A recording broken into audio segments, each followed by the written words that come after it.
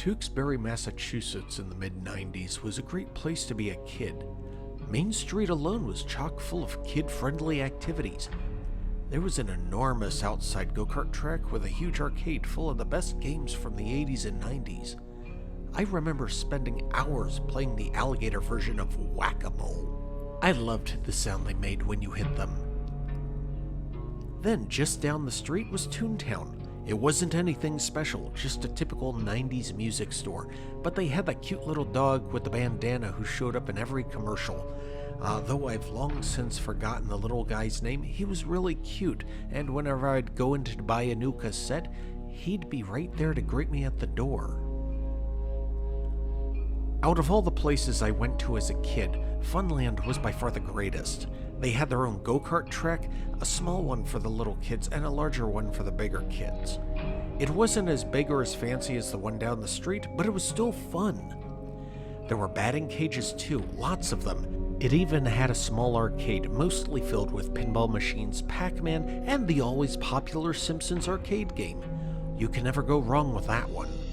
But the best thing about Funland was the mini golf course. It was the only one in the area at the time, and in the eyes of a 10-year-old kid, this place was huge. The iconic spaceship with the Funland logo sat in the center of the park. You could see it from the street along with the giant giraffe statue that stared into the parking lot, smiling down at you as you went in. There were other memorable statues too, including the pink elephant and a large dollhouse that sat in the back corner. But the greatest part of the entire park was the 18th hole. On the outside, it just looked like a silly outhouse, but if you got a hole-in-one, not only did you get a free game, but the outhouse door would swing open and you could hear the sound of a toilet flushing, along with the hiss of hydraulics that moved the animatronic inside. It was a funny-looking dog wearing overalls with one strap hanging down off his shoulder, as if he had just pulled them up. His eyes would blink, his jaw would move, and his arm would rise as he scolded you for disturbing him. "Hey, what do you think you're doing? Get out of here!" And then the door would close, and your friends would have a good laugh before you left. Every time I went there, I couldn't wait to see that dog. Like all things from childhood, the fun of Main Street slowly faded away. I think the go-kart track and arcade went first, sitting abandoned for years before being turned into a daycare center. They kept the track though, I don't know why. So it just started to sit in the back with one or two remaining go-karts frozen in time. Then the Toontown went out of business, unable to keep up with bigger music chains like Newberry Comics and FYE. I imagine that cute little dog is to be dead by now. The last to go, of course, was Funland. It was painful to see it start to rot and decay in its last few years of life. The paint on the animal statues faded, the eyes of the giraffe looking sadly out into the empty parking lot as less and less visitors came to see it. When the park officially closed, I was heartbroken. I used to drive by on my way to work, watching it slowly rot away. The elephant eventually tipped over on its side, the chain around its huge stump of a foot that had been keeping it latched to the ground, now visible and exposed. The doors and windows of the dollhouse were broken and shattered as if it were a real abandoned house. The outhouse door remained closed, the wood cracking with age. I could only imagine what the poor animatronic dog inside looked like. Eventually, nature reclaimed the once thriving park, and I could no longer see into it. All that remained visible was the head of the giraffe peeking over the rusted fence. Curiosity got the best of me, though, so I gathered my two friends, Kevin and Zach, one night, and we decided to break in and reminisce about our childhood. As we walked up to the high barbed wire-topped fence, I looked up at the giraffe. It was the first time I noticed just how creepy it looked. Its yellow coat of paint had almost completely faded, leaving only brown spots and a huge almond-shaped black eye. Continuing on, we snuck into the back of the park, nearing the batting cages. Zach had brought a pair of garden shears and he cut the fence open, just enough for us to squeeze through. As I entered the park for the first time in what must have been over a decade, I looked around in complete awe. I was so excited. Everything was just how I remembered it. The go-karts were still on the tracks, the batting cages still had balls in them, but the arcade was all boarded up, and the mini golf course was covered with trees, and it was all damp with overflow from the nearby swamp. I sighed. I was saddened by the sight of what had once been a happy and magical place for my childhood, but seeing it all again made my body shiver in excitement. So did the creepy feeling the old park gave off at night. I never really noticed it until then. We went through the course in order, starting at the first hole. There was nothing special, just the usual challenging mounds of fake grass, now moist with the rain. The swamp hadn't reached that far yet. As we continued, we walked past the pink elephant, now a shade of ghostly white. He lay on his side, eyes staring vacantly out into the park, as if he had just expired. I ran my fingers over his massive head before moving on. The dollhouse was the next memorable thing we came across. It looked like a miniature haunted house. I half expected the broken doors and windows to be boarded up like the arcade was, but you could still see inside. The little pieces of furniture were all toppled over and spilled out onto the ground. This was the part of the park where the swamp had begun to creep in. The smell wasn't as bad as I thought it would be. I grew up in Tewksbury, which was covered with swamps, but we couldn't reach the entire back section unless we wanted to wade through the disgusting water. Our only choice was to head straight to the 18th hole. Finally, the part of the park I wanted to see the most. More than anything, I wanted to see that dog again. It was half nostalgia and half an excited sort of fear of what it would look like. Was it even still there? Was it in good condition, preserved by the outhouse? Or was it, like everything else in the park, sad and neglected after all this time? I couldn't wait to find out. "Did you bring it?" I asked Kevin. He nodded and handed me one of his dad's golf balls.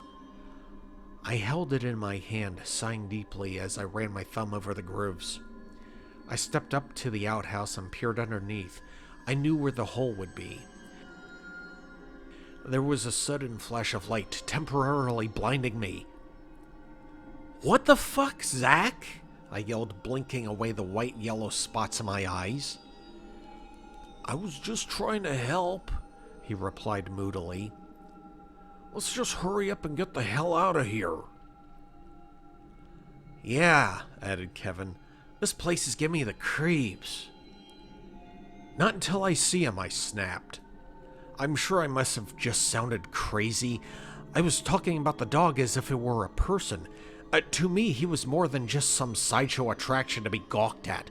He was a part of my childhood. It was like I was about to meet an old friend whom I had not seen in ages. My friends didn't reply. Zach simply kept his flashlight pointed beneath the outhouse, and Kevin sighed in annoyance, tapping his foot impatiently. But now we could all see it. The hole. The white tube in the ground that brought the golf balls back into the little hut outside the arcade. It was barely visible over the mound created by the fake turf, but it was still there, and I had a clear shot. I placed the ball on the ground and aimed carefully, rolling it towards the hole. We could hear the ball enter the pipe, the sound of it swirling down into the ground, echoing into the silent park. Zach and I stepped beside Kevin, the light now shining on the outhouse door itself. I clenched my fist in anticipation, wishing with all my heart that it would somehow still work, that the door would open and the dog would still be there, and he would scold me like he always did. It was a stupid wish. We all jumped at the sudden sound of the once familiar flushing noise, now slightly distorted. Then the doors began to open and the loud hiss of hydraulics resonated throughout the night. We stood there breathless and silent. It worked! We actually made it work! After all these years, I'd finally get to see him again. I was so happy that I could feel the sides of my mouth curl up in a magnificent smile, as if a child were opening a present on Christmas morning. But the present wasn't what I had expected at all. There he stood, my once familiar friend, my reward for getting a hole-in-one. But I could hardly recognize him now. The fur that covered his metal frame was matted and wet, and his overalls hung loose around him like they would on someone who had lost a great deal of weight. My breath caught in my throat, which was now suddenly dry. I swallowed softly, eyes widening as they traveled up the dog's face. It was a horrible, hideous sight. The fake fur on half of his head had torn away, exposing the wires and joint mechanism in his mechanical jaw. I didn't remember him having teeth. On the same side, his plastic eye had sprung from his socket and now had remained dangling from his torn cheek. Then he blinked, the mechanism on his broken eye shuddering around the exposed wire, releasing small sparks. More sparks flew as his arm shot up with a clang and the hinge on his jaw creaked as his mouth flopped open. He spoke. What do you think you're doing? The funny southern drawl of his voice was completely gone, replaced by something raspy and angry, and although I could hear the chilling distortion in his voice box, he sounded more human than I ever remembered. Kevin ran. He didn't even look back. Zach dropped his phone and started to slowly back away, screaming as he stared into the dog's one good eye, which seemed to turn on him at the disturbance. Then somehow, the dog moved forward. He wasn't programmed to walk as far as I knew, but the hydraulics attached to his body only sat him up. He wasn't supposed to walk, but by God, I saw the once funny animatronic dog from my childhood step out of that old withered outhouse towards us. I stood there frozen in fear, staring at it. "Fuck this," I heard Zach utter before he too left me. Now I was alone with him. I'd spent so many years thinking about this very moment. I wasted countless hours thinking about this dog and wanting to see him one last time. But I knew then I should never have stepped foot into that old park. My childhood was dead, as broken as the wires and metal rods that barely held the dog together. He seemed to watch Zach go, his good eye turning with a crackling sound as he watched my friend disappear into the darkness. Then the eye turned on me. Get out! He commanded, his arm still pointing, now in the direction of the parking lot where the headlights of Zach's car had just turned on. I didn't move. I could only stare. Was this some sort of sick nightmare? Some bizarre fantasy my brain thought up to get my mind off a time I could no longer return to? The thing stepped closer, its disfigured face mere inches from my own. The smell of wet dog seemed to invade my nostrils. Get out of here! It boomed, the voice box short-circuiting as if it had exploded before slowly fading out. It sounded like multiple voices had spoken, all deep and aggressive, almost demonic. This time I listened, and I ran as fast as I could through the park, which was dimly lit by the headlights of the car. My eyes darted around. The once familiar area now seemed foreign and strange. I couldn't tell where I was going. I heard the sound of children laughing, the trumpeting call of an elephant, and the clanging and grinding of metal gears. When I finally reached the fence, I tried sliding through the hole we came through, but I got stuck on something. I looked down to see if my jacket was caught, but it wasn't. Then I looked back. Staring right into its eyes was the one white plastic eyeball with a painted-on black pupil. My eyes widened, staring back into the black spot as if it were a hole ready to swallow me alive. Then I discovered the reason I was stuck. The hand of the animatronic dog was gripping the back of my collar. I remembered thinking that the hand was supposed to be stuck in a pointing position. It didn't have any mechanical function to actually open and close. But then again, the dog wasn't supposed to be walking anyway. You shouldn't have come back. I heard it whisper, sending a chill up my spine. Then it released me with a shove and I fell through the opening of the fence. Scrambling to my feet, I ran to Zach's car, not once looking back as he sped off down Main Street. It's been 5 years since that night. I don't talk to Kevin or Zach much anymore, and we have never once spoken of that incident, not even on the car ride home. I never drove down that stretch of Main Street again either, until today. It was late, and the road I usually take home had a detour which led me right to it. What harm would it do by driving past it, I thought.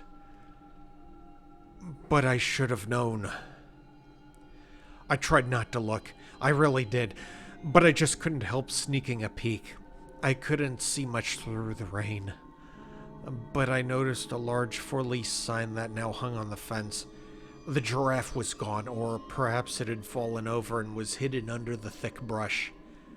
With a sigh, I continued on, trying to push the memories of that night out of my mind and replace them with the happy ones from my childhood. My windshield began to fog up from the indecisive New England weather, so I put up my defroster. Then I noticed something. Instead of clearing from the bottom up like it normally would, my windshield began to clear in patterns. It had formed words. I stared at them, hoping, with all hope, that it was just a fluke or a figment of my imagination. But the message was clear.